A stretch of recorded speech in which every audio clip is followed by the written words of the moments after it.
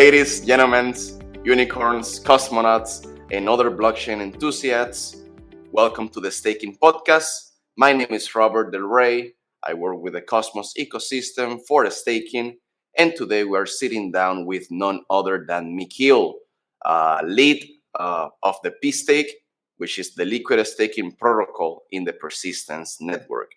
Hi, Mikhil. How you doing? Welcome to the show. Hey, Del Rey. Thank you for having me here. Very excited to be here and look forward to this discussion. Awesome. So let's just start with the beginning. Let us know a little bit about you, how you started into crypto, and how you ended up being the lead of P-Stake. Yep.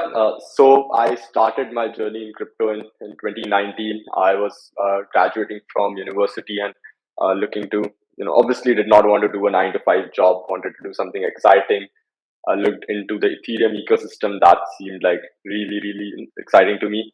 Obviously, there was still like a lot of what we see today. We did not see much of it in 2019, but it was still exciting. And then I went for a conference where I met Tushar Tej, and they were about to start Persistence, and had a very fascinating conversation with Tushar. And back then, Persistence wanted to do something different with something around real world assets, but that seemed actually quite exciting to me because everything around like crypto was very isolated to a few people, and people weren't actually thinking of the bigger picture. But now that I've been in the industry, I realize why that is the case, why we do not have a lot of real world use cases yet. But that's how like I met Tushar, and I was one of the first employees at Persistence. Did a lot of things. Started out with doing some market research, and over a period of time thought of the initiatives that we could do. So while we were preparing for XPRT, Persistence's native token launch, we thought of an exciting way of distributing those tokens to certain stakers of assets like Atom, Kawa, Matic, and a bunch of other assets and other chains. And that is how Stake Drop came to fruition. And I led Stake Drop for Persistence. And obviously now that we see like so many stake drops, we don't realize that back in the day, back in 2020, it was something big. So we are actually very happy to be pioneers in that direction as well, where we were one of the earliest. I think we were the first Cosmos chain to do a stake drop campaign. So that was very exciting. And while we were doing the stake drop campaign, we saw some really exciting things. So we realized that there's a lot of demand from users to generate additional yield from staking, because obviously you stake your assets, it's great for the network security, but it's not the yields are not anywhere near the DeFi, especially in 2020 when DeFi summer had just kicked off. Like people were chasing very high DeFi yields, and we saw that like stakers are looking to generate additional yield from their staked assets, and that's how we stumbled upon liquid staking and started diving into the liquid staking aspect. We used to be involved on some of the earliest liquid staking working group calls with that was led by Chorus One, and so that's how we stumbled upon liquid staking and decided to build that. And so we went ahead and build the first liquid staking protocol for Atom. Obviously, we decided to do things in a very unconventional way, and we can talk about that as we go along with this discussion. But yeah, we are working on a liquid staking solution for Atom within the Cosmos ecosystem, and that should be going live very soon as well. And we're looking forward, to Awesome. see what users have to say about that. Sure, I'm very excited about that. And for me, the concept about liquid staking, it's very interesting. If you could explain a little bit what liquid staking is about, just pretend that I'm 5 years old and you're gonna explain that to me. Yeah, I'm assuming you are a 5-year-old, but you also understand a bit about staking here. So Yeah. right now, if you're a staker of a Zoom, let's say Atom, you stake your Atom, you generate yields on staking rewards because of the inflationary nature of Atom, also the transaction fees generated by transactions on the Cosmos hub. So obviously you're generating yields, but is that it? Today there's a lot of use cases being built in the Cosmos ecosystem. You see borrowing, lending, you see osmosis as one of the best texts we've seen from a user experience perspective in the crypto space so far. And it's a really exciting time in terms of what you can do with your Atom or any other POS asset. But there's always this dilemma that you have to face: whether should I like stake my assets because it's more secure, or should I use my asset to in DeFi to generate like yield, to just provide liquidity to borrow against it. There's always this dilemma. Now, what we want to do with stake and persistence is that solve that issue. You do not have to choose between staking or DeFi. When you stake your assets, you obviously lock them up on the chain for a time. Because when you unbond your asset, you have to wait for the unbonding period, which could be anywhere Yeah. between 14, 21 days, 28 days for other chains outside the Cosmos ecosystem. And that's not the best user experience. So this is something that we try to solve. eStake will issue, if you have Atom, instead of staking it directly on using a wallet, you could stake it via pStake, which will issue you a staked representative token, which can be used in DeFi while the underlying atoms that you stake with pStake are generating rewards for you. So that's how any liquid staking protocol works today, and hopefully it will change in the future, and we'll see more exciting implementations of liquid staking. Awesome. Yeah, that's basically it, right? And you said that persistent is like the first liquid staking solution for the Atom ecosystem. Do you know about other liquid staking solutions outside the ecosystem that were before persistence? So as far as I can tell, there were 3 projects building liquid staking solution. Actually, 4. So Lido had already launched for STETH later in 2020, I think. Liquid staking for ETH, which is STETH. Staffy was working on liquid staking for a few projects. I don't personally know why they did not get traction, although I think the tech has always been solid, and they've been one of the first movers in the space. Rocket Pool was building our ETH for Ethereum as well, and yeah, I think those and pStake. So we started building pStake in 2020, late 2020. I think November, December, we started working on this project, and we realized that there's no IBC in the Cosmos ecosystem right now. There is, because IBC was only going live in Q2 of 2021, and it was the same with use cases in the ecosystem. There was nothing in the Cosmos ecosystem. There was no osmosis. There was no DEX. You could potentially not do anything with your assets. So even if we build pStake to issue STK Atom directly as a Cosmos based asset, you couldn't actually it wouldn't actually be liquid staking, because you couldn't provide liquidity on a DEX between, like, you couldn't supply liquidity of STK Atom on a DEX, which means you can't exit your stake position, which is not what liquid staking was supposed to do. So liquid staking is supposed to allow you to move between STK Atom to Atom, or any staked Atom position to Atom, without having to unbond it. So because of this, we decided to take a very unconventional route, where we thought that, okay, how can we still solve this problem? So we built our own bridge, because there was no bridge back in the day between Cosmos and Ethereum, and that bridge is a multi-party competition bridge. And what that bridge does is it issues you STK Atom, which is the staked representative for Atom issued by pStake, directly on the Ethereum network to your ERC20 wallet, and then you can use that in the Ethereum DeFi ecosystem. So we sort of decided that this is something that Atom holders should have as a feature, regardless of all the technical limitations within the Cosmos ecosystem back in the day. But now that the Cosmos ecosystem has evolved and we see a lot of use cases, we are already working on a solution to issue STK Atom within the Cosmos ecosystem. So you don't have to worry about those high transaction fees in the Ethereum ecosystem, and just use it on Osmosis, Umi, and a bunch of other projects. Like, you can take it to Juno, for example, and do whatever you want to. Awesome. I'm pretty sure that the people listening to this episode gonna learn a lot about this protocol. So am I. You mentioned about the bridge that you use between Cosmos and Ethereum networks. What's that bridge? Yeah, so Is that essentially one it is that? a multi. Sorry. Maybe I No, didn't go ask ahead. like the question correctly, but uh, that bridge that you used in, what's a bridge that you created yourself, or it was another bridge and you took that code and used it for the persistence protocol?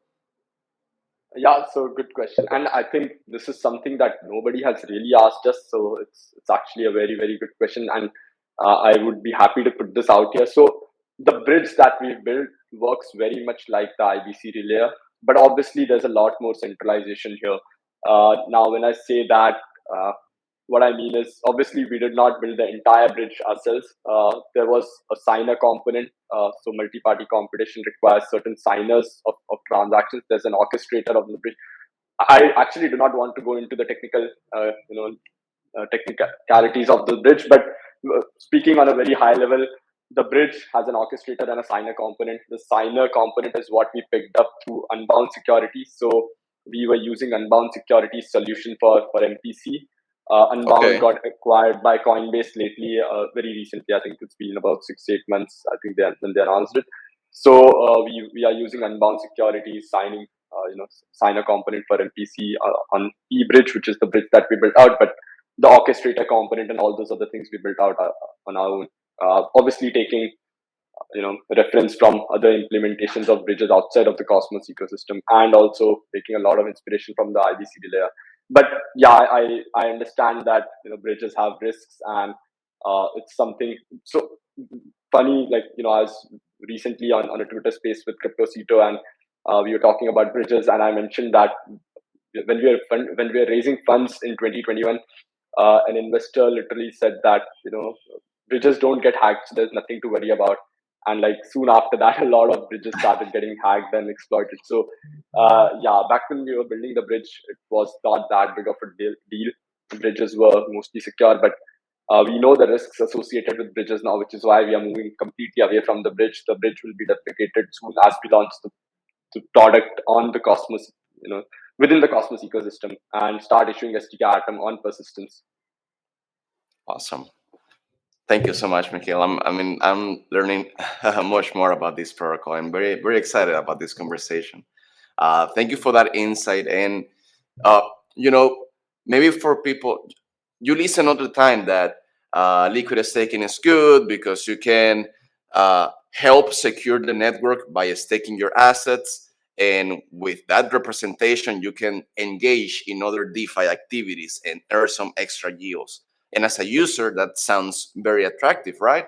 It's like killing two birds with one stone. You know what I mean? So, but for those that maybe are unaware or maybe less experienced in the market, what would you say would be the risks of liquid staking? Yeah, absolutely. And I'm glad we talk about risks these days, because earlier it was all about selling the vision, but it's good that everyone, users are now asking about risks, and it was great to see that conversation about eBridge as well that was brought up on Twitter recently. So the risks with liquid staking, obviously you have smart contract risk, or module or code level risk, because when you look at staking, when you're traditionally staking your asset, it is mostly a very, very conservative approach to staking. There's not much risk involved there, because it's been live for so many years. Staking has been live in Cosmos for a while. Other chains have implemented the staking module from the Cosmos SDK as is, and it continues to evolve, obviously. And we are now going to see something exciting within staking itself, with the liquid staking module built by Clusion. So there'll always be improvement to that, but staking uh, is a fairly risk averse strategy. But liquid staking, when it comes to that, you have a few components that might add risk. So the more the moving parts, the more the risk, right? So uh, I agree. we have so we have now smart contract risk, because users will be interacting with a protocol to stake their assets instead of directly staking them through their wallets. So that is obviously a risk. The security of the code base itself is super important. And we've recently seen discussions around peg of the liquid staked asset with the native asset. Now that can be considered as a risk, or like I know a lot of people discussed around STETH and the peg breaking, but the Yeah, Lido team did a phenomenal job in just educating users that it's not really a peg, because it's the fact that you can redeem ETH at a future date using STETH, which which kind of keeps the price of STETH and ETH at parity, or very close to parity. It's that, and STETH could trade at a discount or a premium to ETH. Obviously, it's mostly going to be at a discount, and it's the same for any other liquid staked asset. And then so peg is not really a risk. Why we saw that with Ethereum was because you can't really withdraw ETH, because withdrawals are not enabled on the Ethereum network yet. that's It right. will be done after the merge, and there's still some time for that. So people who wanted to exit their liquid stake position because of liquidity, obviously ETH has so much more liquidity than STETH, and people want to, in times of uncertainty, you want to be in a more liquid asset. So obviously ETH having more liquidity than STETH, people wanted to exit their STETH position for ETH, even if it meant they would have to do it at a discount. They were fine with it. But the reason for that, the most important reason for that, was that you couldn't withdraw your ETH, by just unbonding your staked ether via Lido. That is not the case with Cosmos, because there's a very deterministic timeline, right? You can unbond your staked Atom and get Atom in 21 days, and that's the same for all other Cosmos based chains. So that obviously can be a risk, but the fact that you can withdraw Atom or any other Cosmos based assets from the protocol by just unbonding it makes the risk much more you know much more lesser than what you see in the Ethereum ecosystem. And other risks are obviously with respect to what you do with your staked representative token. Now you could stake your Atom via P-Stake or any other like Quicksilver, Lido, Stride, a bunch of exciting projects coming up. You could just stake your Atom with all these protocols, and you get the staked representative, and now you decide to put it on a protocol that is on a very region platform. You say, okay, I want to farm 1000% APR, and you put it there, and you just lose your staked representative token because there's some bug in the protocol that got exploited. So uh, you basically give up the right to claim back your staked Atom, and that is a big risk. So while all of us talk about educating users on how to use a liquid stake protocol, it's also about we should be worried about educating users on how to use the stake representative assets in the best possible way. Yeah, so I think those are the major risks. Awesome, got it. And yeah, usually the last example that you put is the one that I think about the most. Like, okay, I'm staking 5 Atom here to get 5 STK Atom, and for some reason I lose those SDK atoms in a risky or a shady protocol, right? And Yep. and and I'm thinking what happens with that atom that I stake. So you said that if I lose my representative asset, I won't be able to claim the asset that I stake in your platform in the first place, right? Yes, that's right. Because whoever is holding on to the staked representative has the right to claim the underlying assets in the protocol. Exactly, exactly. That makes sense. And you said that some efforts need to be made to educate the users in maybe using this represented asset in a more, I don't know, a smart way or more wise way. Can you tell me maybe what efforts are doing the persistence team to educate their users? Yeah, actually, it's something that we take really seriously. So we've talked a lot about what eStake is doing, but let me first give you some background about what Persistence intends to do. So Persistence, what we want to do is become the liquid staking hub. Now, this is something that we've been saying for quite a while. But what does it really mean? It means that while eStake's job is to issue the staked representative token, whether it's STK Atom, STK Osmo, STK Juno, STK XPRT, it is the Persistence Hub. On the Persistence Hub, we'll have a lot of applications that are really secure, very well audited, and we work very closely with the teams building those applications to build use cases for STK Atom and these other staked representative assets, so that you can use your assets in protocols that are actually legit and are value additive and are really like focused on liquid staking. And what I mean by that is something that I've been thinking quite a lot about is you had Uniswap, Balancer, all these simple AMMs. Now next came Curve, which tried to do something exciting in the stable swap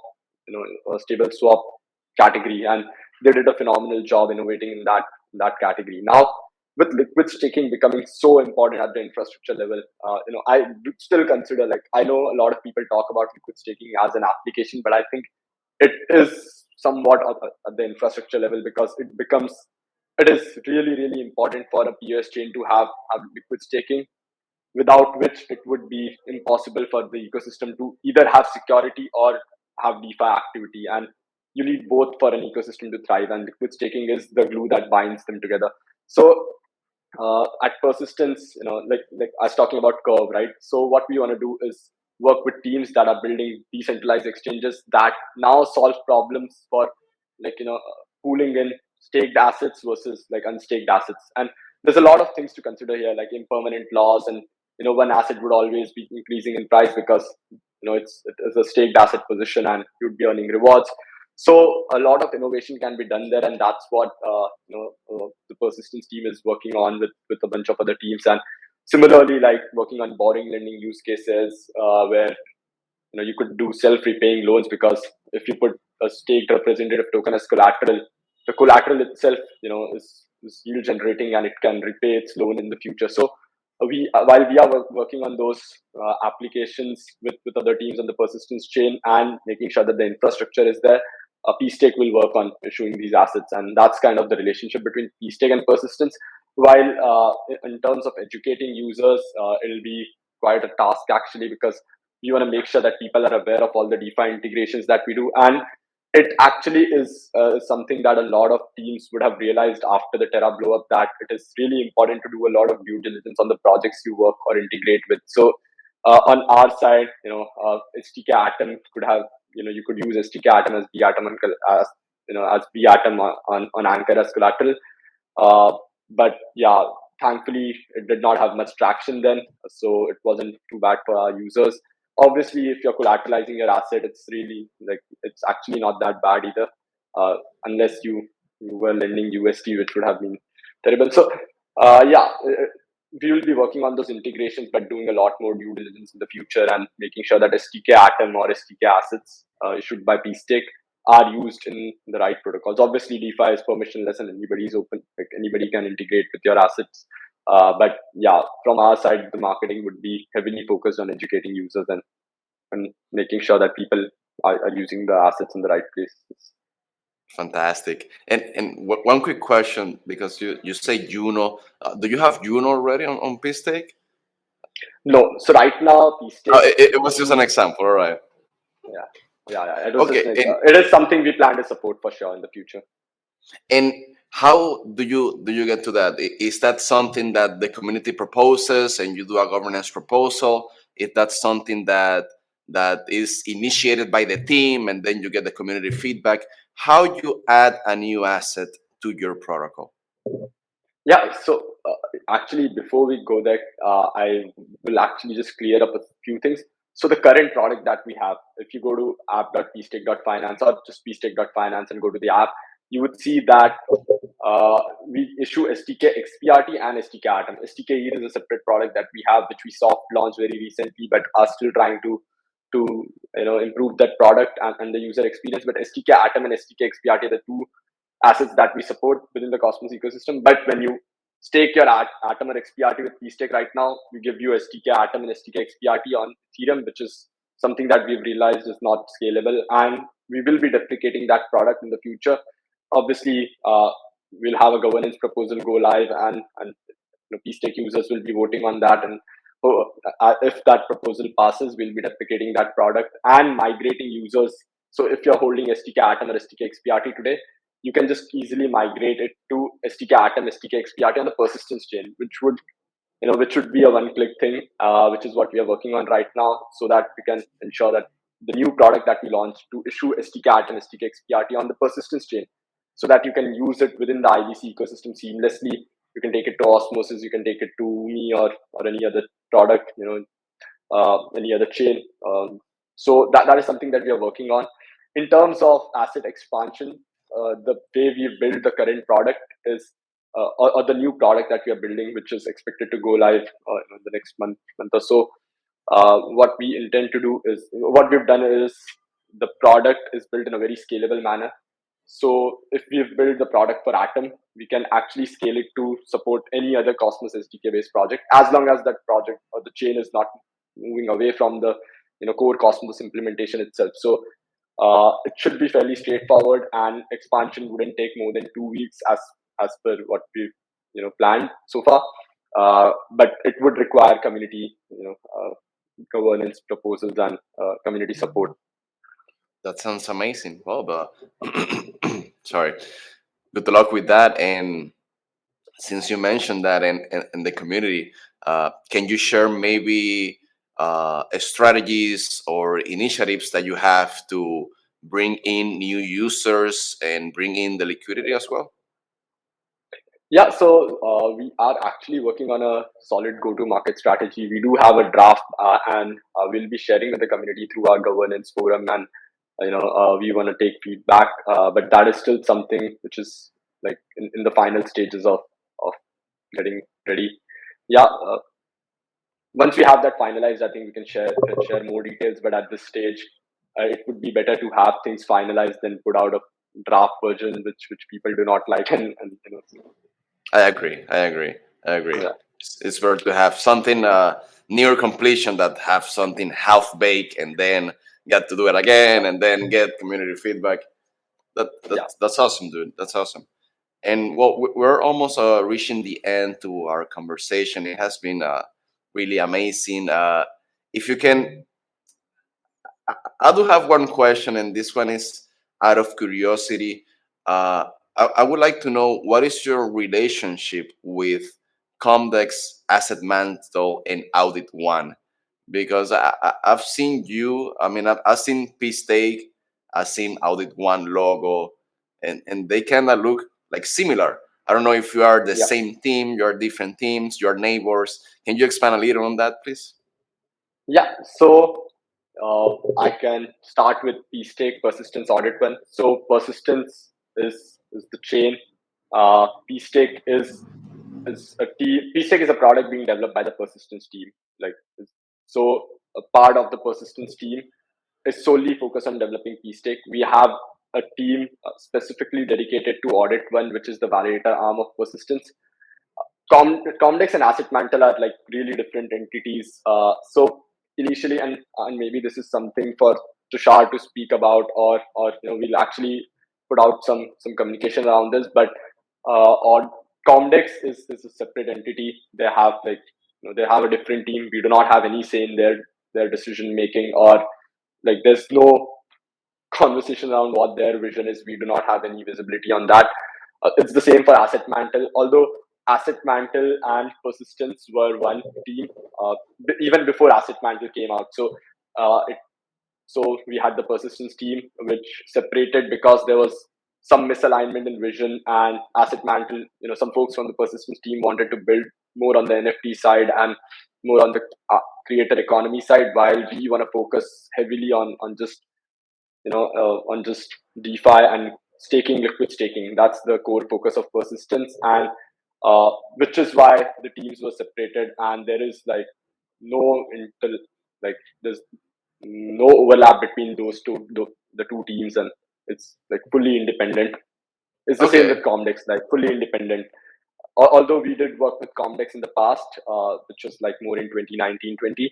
But again, it's the same thing that the Comdex team had a different vision than Persistence, and wanted to execute on that vision in a much more efficient way. And having that segregation helps move faster and push for the things that you want to focus on. So All right, all right. Well, that clears some doubts. Thank you for that. yeah, And that is, I mean, that question was off a script. That is something that I just thought right now, and thank you for clearing that out for me, Mikhil. Um, it is. Very good. Good stuff. Good stuff. I don't Yeah. know if you have.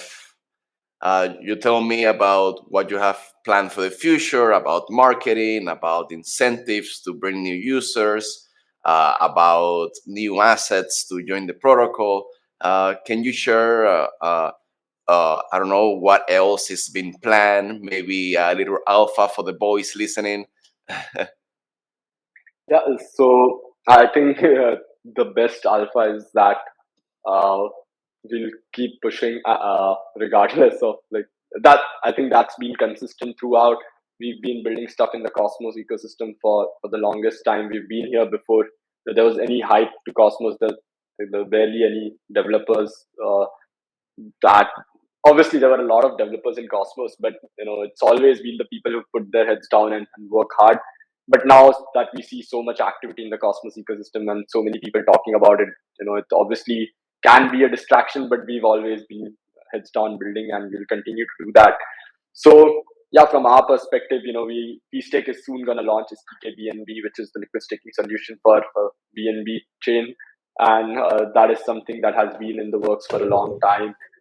We also have STK Atom going live in the next month or so. We are currently going through some security audits. The product is live on DevNet, and we've been internally testing it out. Things are looking really good because we found some very exciting edge cases that we that that were used to break down the product, and that was really exciting to see. Once we have these security audits done, we'll take some more time to fix those bugs and see what can be improved before we go live. So security is something that we take really seriously. The current product has been audited by so STK Atom ERC20 has been audited by like 4 or 5 audit firms, including Consensus, Trail of Bits, Oak Securities, or Peck Shield was one. So NCC, another one. So we've worked with a lot of security audit firms, and we will continue to do that because security is like one of the most important things for us. And yeah, so what the best alpha that I can give is we are working very hard on UX and security. So we'll make sure that users of persistence. We've seen a lot of people complain about PStake in the past because of the ERC20 aspect or the Ethereum aspect of the protocol, but that will soon change, and we'll make sure that we give users a very seamless experience on the platform. Yeah, yeah. The less friction, the better. And I'm very Yeah, excited for that. I remember seeing the announcement about BNB, and I mean it was really interesting because it's one of the top 10 currencies. There's a lot of volume in there. We all know the size of Binance Exchange too. So definitely that will bring lots of users to your platform if you get it yeah, right.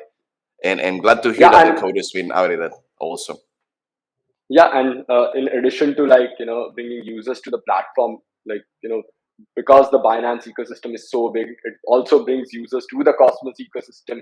And since we'll also have a Cosmos based product for eStake, which is STCAT, and these users would also be looking to try out the Binance ecosystem. So it's a very collaborative effort, and building a product like eStake can be really exciting because you have so many users that you can look into and get feedback from, and it's just exciting to see what a liquid staking protocol can actually do. Got it. Got it. And just a little recap to see if I got it right. P-Stake is a liquid staking protocol inside Persistence Network, right? Yeah, yeah, it's a And liquid staking protocol built by members of the persistence team. okay, okay, okay. And do you are you aware if there are any other teams using the Persistence Network to create their apps? Absolutely. So, and this is something that I briefly touched upon. So, we are working very closely with a couple of teams in particular who are building a DEX and a borrowing lending platform. Uh, those projects are also in very advanced stages, and one of them is already like going through security audits.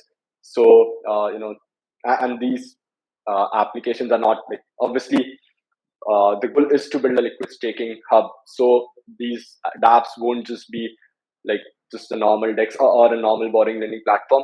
Obviously, those teams also want to operate in an iterative manner where you start with a basic implementation and move very quickly and do rapid iterations to build to achieve, a state which would, uh, you know, which is something that those teams want to achieve. So we are working with 2 teams. There's also an index based product that is being developed for staked assets, and yeah, there's some exciting things coming on the persistence chain, and I'm sure the second half of 2022 will be superb and really exciting for the I persistence bet. ecosystem as a whole. No doubt Yeah, about it. And now, okay, I have 2 more questions, and we're done, Mikhil. I'm yeah, not no, sorry. no worries. Uh, there are other liquid staking solutions in the Cosmos ecosystem. I won't say the names, but you might be aware of that. How do you feel about competition within the ecosystem? I think competition is really important. Obviously, the market is different right now, and it's not. So Osmosis launched last year, and it was it was a great launch. Osmosis dominated the Dex market in the Cosmos ecosystem. Others who launched later were not able to like really catch up. Although some of them have been doing some fascinating things. But Osmosis seems to be like a clear winner in the Dex category right now. But because that is because they were able to capture the market early on. The current market is obviously not that great to in terms of getting traction. It's going to be tough to get traction, and overall I think competition is super healthy, and uh, it's exciting to see some of the chains adopting ICS. Some of the protocols like liquid staking protocols adopting ICS, some of them adopting interchain accounts, interchain queries, and I think most of the liquid staking products in the Cosmos ecosystem will eventually be using similar tech. It's about what features you can add on in relation to what you build, and that is where I think we have a solid advantage, because persistence chain itself would have two products that would be catering to liquid staked assets, and which we can tie into P stake and STK assets. But I think overall I don't foresee there to be a clear winner in the liquid staking market. It's the same as the validator economy, where you know once people start worrying about decentralization, they start delegating their assets across multiple validators, and that is a trend we've seen in the Cosmos ecosystem. Now early on it's just about like getting the highest yield, then later Hmm. on it's more about like a lot of people come in who want the network to be decentralized and they worry about that. I think that will still be the case with liquid staking, and obviously there's a lot of network effects play a lot of hand in which liquid staking protocol succeeds. But eventually I think there will be a number one, number two, but it'll always be competitive and it'll always be healthy. So it's good to see that. Yeah, yeah, and that is something that I personally think that is good about crypto, is that in crypto you have options. So maybe this protocol has thin, but this other protocol does this a little better, and you will have trade off, and you can go ahead and compare which one is the best option for you, and that I find that amazing. Thank you for sharing that, Mikhil, and thank you for this conversation. I will close it up with this one. Is Are there any other important questions that maybe I didn't ask you and that you want to share with us before we go? I think we covered quite a lot of things actually, so I can't think of anything in particular that we missed out. But yeah, I'm always available on Twitter, and if anybody has any questions, you can just tag me. I'd be happy to answer them on Twitter itself. Yeah. Awesome. Well, sir, for me, that's all. I don't have any other questions. I do think you explain everything perfectly. Looking forward to see your development in the future. Here at Staking, we'll be validating persistence for a while, and we're happy to be a validator there. Looking forward to work more with you, and just wish you success, sir. Thank you for this conversation. So, Thank you, Del Rey. It was great being here. it's my pleasure, sir. So see you later. Now, to the See you. people Thanks. listening, remember that they can follow us on Twitter at Staking Official, join our Telegram, our Discord, our Medium, subscribe to our YouTube. And well, that's it. Until next time, cosmonauts.